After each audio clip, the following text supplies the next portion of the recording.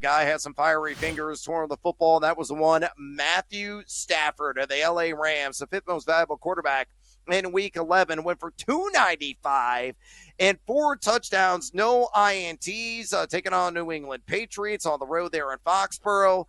He is number 30 in adjusted completion percentage, shockingly, on the season, but number 14 in average depth of target, 8.4. Schedule upcoming.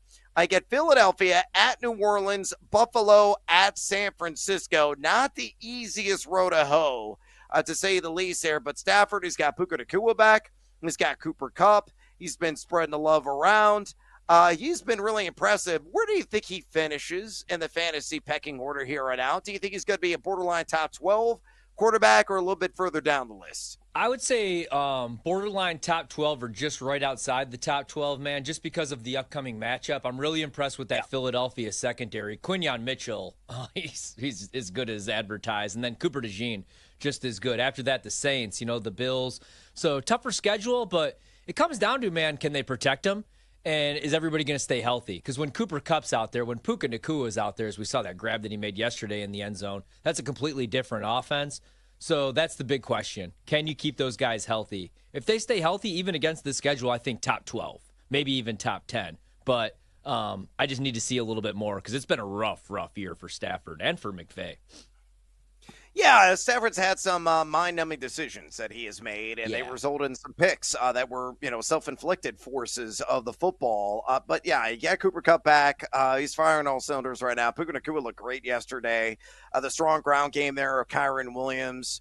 And he's working at other guys like Tutu Atwell has had his moments this season, for example. So I think Stafford's going to be a borderline. I think borderline is the perfect way to describe him. QB1 in 12-team leagues, down the fantasy football regular season home stretch and in to the fantasy football postseason. I do not feel warm and fuzzy about this next guy, and that's Rub-a-Dub-Dub and the Chubb Club, failing all kinds of health code violations right now and those inspections. A guy that was number 32 this last week in New Orleans with a sensational matchup. The Saints coming into the week had allowed the third most fantasy points at running back position. He finished number 32, however, in fantasy points for the week.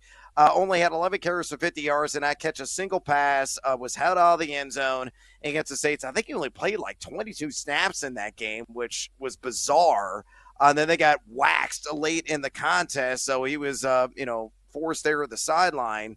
Number 39 in yak per attempt on the season. Okay, it's decent, 2.87. Only forced 10 missed tackles, though, on 53 rush attempts. Here is my concern with Nick Chubb. The next 4 games, Pittsburgh, number 21 in most fantasy points allowed to the position at running back, and then at Denver, number 23 in the standing, and then Pittsburgh again, that one on the road. Then Kansas City dead last in most fantasy points allowed to the running back position. So we pull together really tough schedule upcoming, script dependent.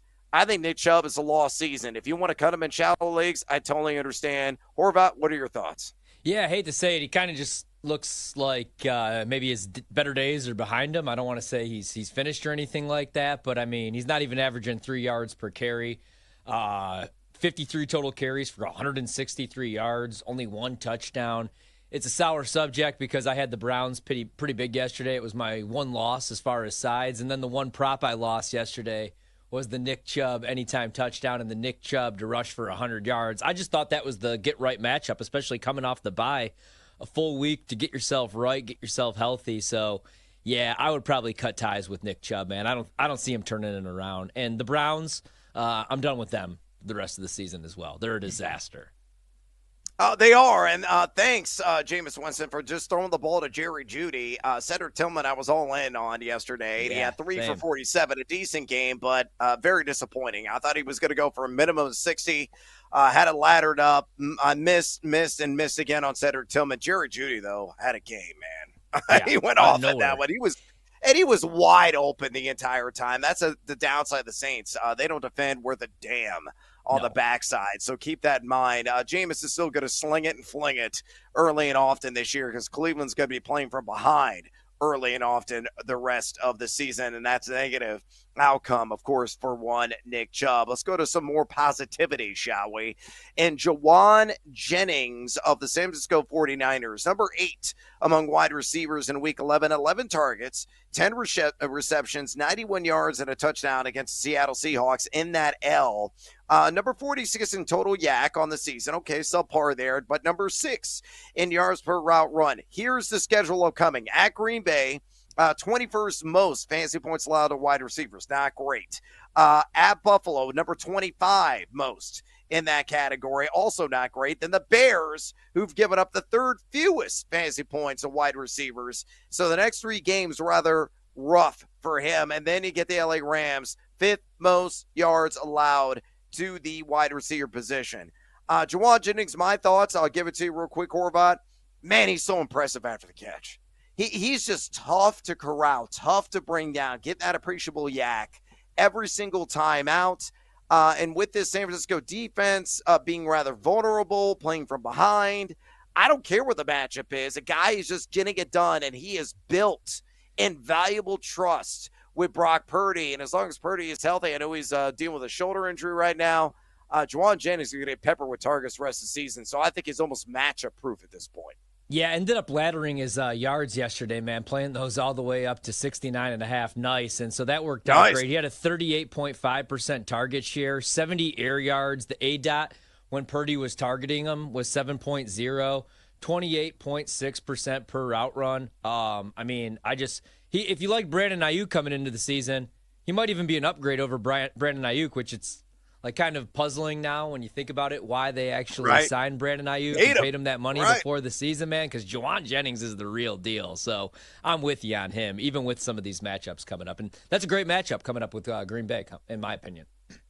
Yeah, look, he can play a little bit out of the slot, work outside as well. He's a very versatile guy. So, again, it's all about that trust. So the volume is going to continue. Pump up the volume, pump up the volume, pump up the volume, dance, and make sure you get him in your lineup on a weekly basis here down the home stretch heading and barreling toward the fantasy postseason. How about Jameson Williams? That was a guy you had a lot of action on yesterday.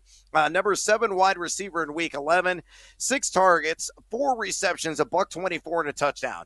That's a good side of JMO, right? When things are firing on all cylinders, he can put up stupid numbers with little volume. Flip side of the coin, it could have been like 6 for 4 or 6 for 2 for like 21 and no touchdown. He is number 11 in total yak on the season, number 15 in yards per route run. Schedule upcoming at Indy, 14th most fantasy points allowed to wide receiver. Chicago, 3rd fewest, as I mentioned. Green Bay, again, number 21, not a great matchup there. The Buffalo Bills after that at number 25. And fantasy points allowed the wide receiver position. I think JMO is an interesting player. But it's really kind of matchup dependent, and he had the mother of all matchups yesterday because the Jags were dead last entering the week in pass EPA defense. So what's your take on Jameson Williams moving forward, though he won you a boatload of cash yesterday? Yeah, he's just I like him when he's going against a team that's going to play a whole bunch of zone, right? I mean, because that's what he does. His yards per route run when he goes against these zone defenses, 2.07. Has a team-high average depth of target when he's seeing these zone coverages, 13.0. Yards after the catch, 12.8, and that's what we saw yesterday when he did the Marshawn. But again, it's probably changes by matchup, right? If teams are going to play more man, I'd probably stay away. That's the issue, man. Other than St. Brown and Montgomery and Gibbs, they just have too much. That's why people are so let down this year by Laporta, and he's been banged up at times, but they just have way too many weapons, and Ben Johnson's in his bag right now, as the kids say. So I think there will still be some good matchups, but I wouldn't have him like top 20 or anything like that, or even 25. I think, you never really know what you're going to get from him.